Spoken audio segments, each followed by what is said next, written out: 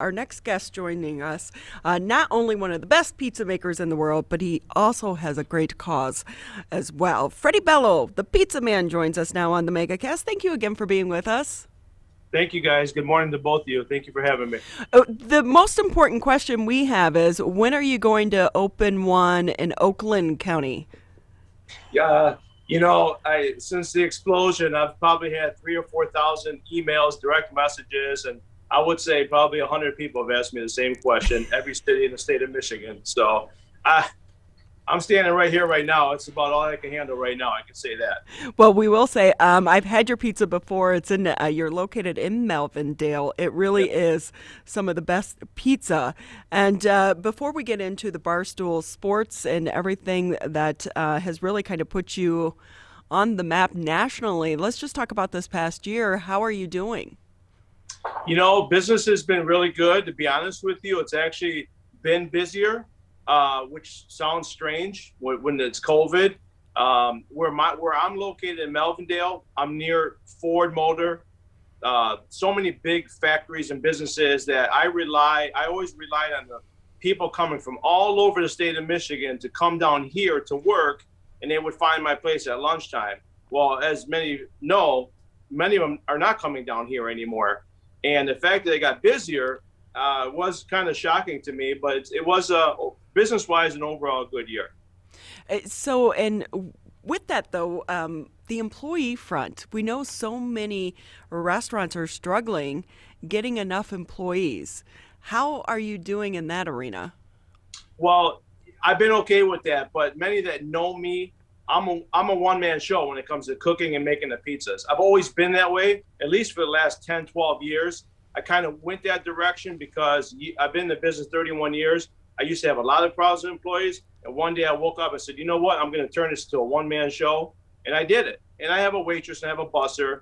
And I made it happen. And there was a lot of things that we could talk. It's too much to talk about. But I turned it into a one-man show. And I've been thriving with it for the last 15 years. Not anymore. It's not really a one-man show anymore. But some things change, obviously. Well, Fredi, you have to pass your pizza making gift along. Well, for me, it's simple. You know, I've been in the business. I've been making pizza for 41 years, 31 years in the business, 10 years as a kid with my father. And, I can remember 30, 35 years ago, pizza was kind of frowned on. It was just a pizza you get in a box, and that was it. We weren't considered chefs. And now you see the pizza explosion on the internet. People from home are making pizzas and shooting videos. It's the number one food videoed or photoed on social media, pizza. And now I call myself a pizzaiolo, that we're considered chefs. And for me, it's all about the love and the passion and the old school values when it comes to pizza. If you have those old school values and you have the love for it, you can make the great pizza. But if you don't, you never will make a great pizza. That's just how I feel about it. How many pizzas do you think you make in a week? I make a lot of pizzas. I open the door at 12 o'clock. I had to change my hours, and I sell out by 3:15 every day. The 5 days that I open, I sell out. So I sell a lot of pizzas in about 3 hours and 15 minutes. So That is so amazing. But you know what though? It's so great for us to hear from someone who is actually doing really well during the pandemic because we know so many businesses and restaurants are struggling right now. So you're our light in this pandemic tunnel right now. And adding to all of this, of course, Barstool Sports comes in and you get voted best pizza. What's that yeah. experience been like for you? Well, real quick, Ronnie, if you don't mind me backtracking, I think some of the businesses that have been peaking in the restaurant business or any kind of business, I think before COVID, if your business was already stable, you made it through COVID. If it was not stable before COVID, you weren't going to survive COVID. That's kind of how I feel about all that. Barstool, it's pretty simple. Dave Portnoy, he changed my life. I was really happy being here the way I was. Again, I turned my place to a one-man show, and that's the way I wanted it. And if many people that watched the video, I even told Dave, I said, Dave, you're really going to mess me up here. I'll be honest with you, because I know you're going to love my pizza. And I know that. And he obviously said that in the video. I mean, I'm ecstatic for all the fame and the notoriety and all that stuff, because I really believe the 41 years of doing this, it felt good to hear that. When you make something and you feel like it's really good, you want to hear that sometimes. You know, besides family or friends, you want to hear that from somebody that you don't know or doesn't know you, and it meant a lot. So it's changed my life. It really has. But what it's done for the foundation is really the number one goal for me, because pizza has given me everything in life. And people know me. I don't make pizza for money. I make pizza because I love doing it. But it's given me it's helped me make the foundation grow even more. And you can see from the video, $30,000 in donations in about 2 days. That was incredible, beyond incredible. That is really, so many people throughout the pandemic, they really want to help. And so with that, the foundation, April is Autism Awareness Month. Yep. So tell us more about your foundation. Fredi The PizzaMan Foundation was created in 2016, just with a simple little golf outing, just something off the top of my head. I said I wanted to do something to help sensory rooms in the state of Michigan. Obviously, my son was diagnosed with autism around 2015, and I knew nothing about autism. I learned a lot about autism through my wife, through the school she set my son up with, and I saw there was a need for sensory rooms. And the golf outing started, and my goal was to raise money and specifically meet with schools and buy them the equipment for their sensory room. So started one school, two schools. Next thing you know, I get letters from all over the state of Michigan. The foundation has done 18 schools in the state of Michigan, from Grand Haven to Frankenmuth to Monroe, all over the state of Michigan. And we've donated over nearly $45,000 in equipment. And we buy the equipment. We don't write them checks. We actually go into schools. I meet with the principal, meet with the teachers, and we buy them the equipment. Just outright. This way, there's no red tape, no nothing. They have the equipment and the kids can utilize it. And that's important to us. So Fredi, how old was your son when he was diagnosed? He was about 2.5 years old. My wife suspected something about a year and a half, almost 2 years old, and she would talk to me about it. And we got the full diagnosis. And of course, you know, when it's your son or your daughter, it's fine. It's, you know, this is what God wants, and we're going to accept it. But I didn't know anything about autism. I really still don't know a ton about autism, other than being a dad and watching my son every day. And I know what families are going through. So for me, when I help a school, I know what it's doing for the child. And when you help that child, I know what it's doing for the parents when they go home. Because the sensory room was really good for my son. And he's almost 9 years old, and he's doing really well. He's doing really well. So tell us about the sensory rooms.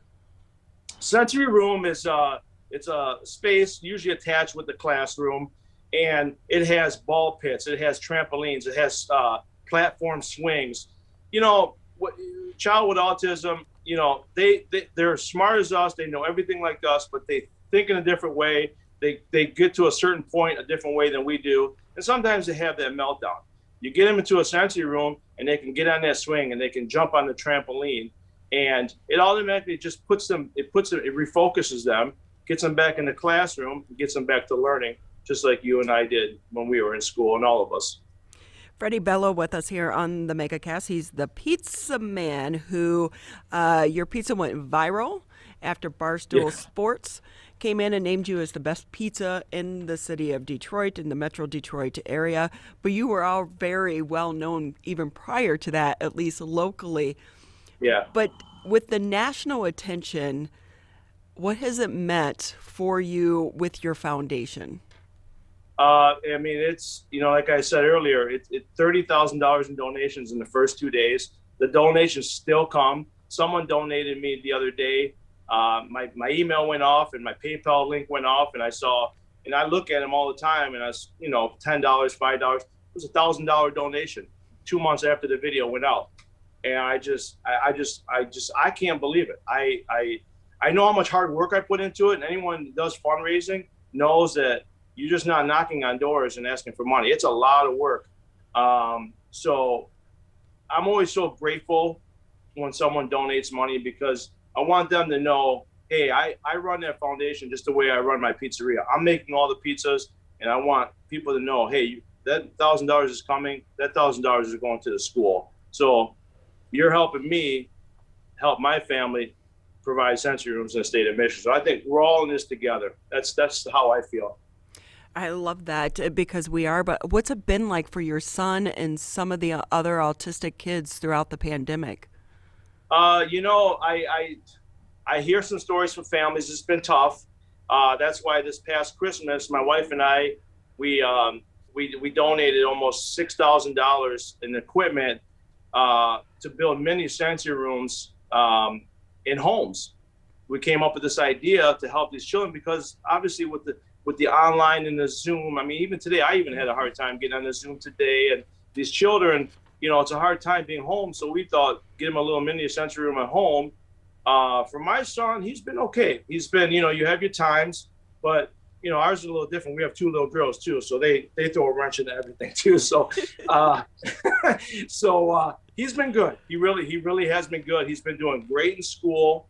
I owe all that to my wife. I can't take no credit for that. My wife is fantastic with him. Make sure he's on top of everything. He's in gen ed, 2nd grade, so he's in with the other classes. And I do hear from my wife that he'll have to go to a resource once in a while, or speech therapy here and there, an hour a day. He doesn't want to leave. He doesn't want to leave his friends. He doesn't want to leave the kids. He loves it. So that makes me so happy. It really does. So one thing out of the pandemic, because you're now getting national attention about autism, do you think this is going to help start the dialogue and keep it going in the months to come, so that more and more families and more kids can get help? I really hope so. I know my wife and I, we want that to happen. I posted the other day, it's much more than awareness. I think it's acceptance as well too. These kids, the kids with autism special needs, they just want to be accepted, just like you and I. So again, they may see things differently than we do, and they may go down a different path than we do, but we all come back to the same point.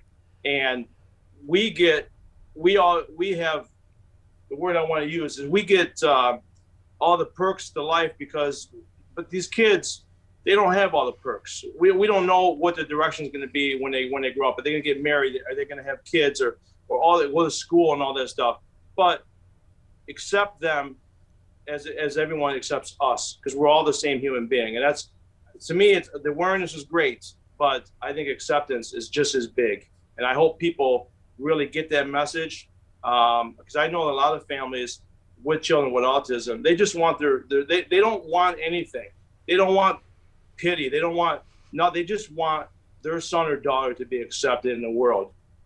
Because, obviously autism now is, the numbers are growing every day. Even when my son was diagnosed 6 years ago, it could have been 80 in one. Now it's probably 40 in one. And I don't know the numbers. I don't know them offhand, but it's growing every day. So acceptance is big as too, Rodney. It really is.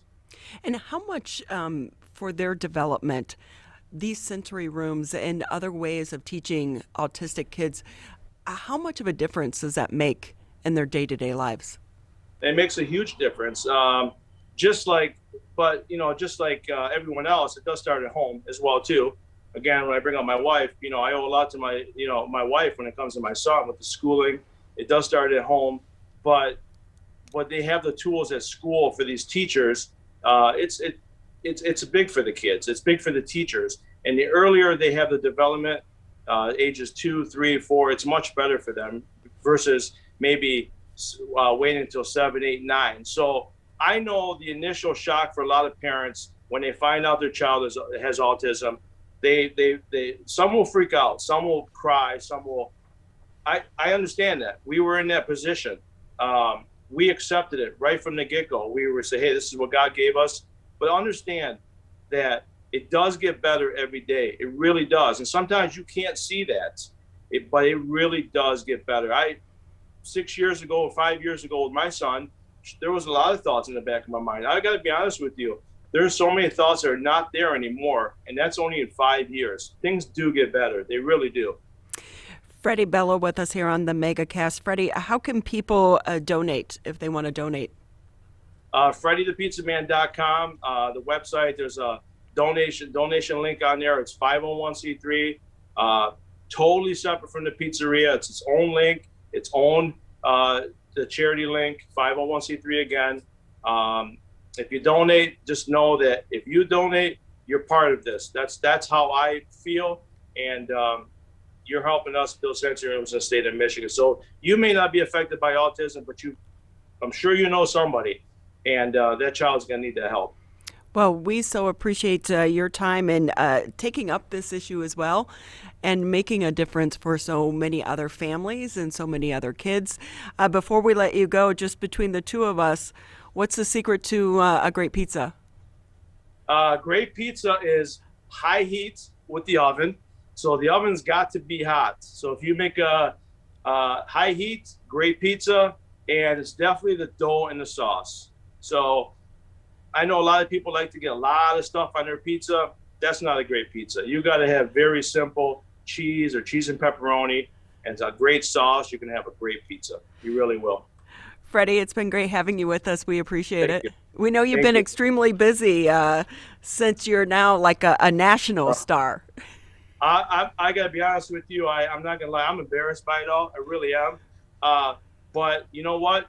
If I have to make 1,000 pizzas in a day to help autism and other families, I'll do it. That's how I roll. That's who I am. So. Well, you're definitely a gift to our community, so we appreciate your time as well. Fredi the PizzaMan with us here. If you haven't been by his shop, if you're downriver, please stop by. But get there early because the pizzas do sell out. Fredi, thanks again for your time. Thank you, guys.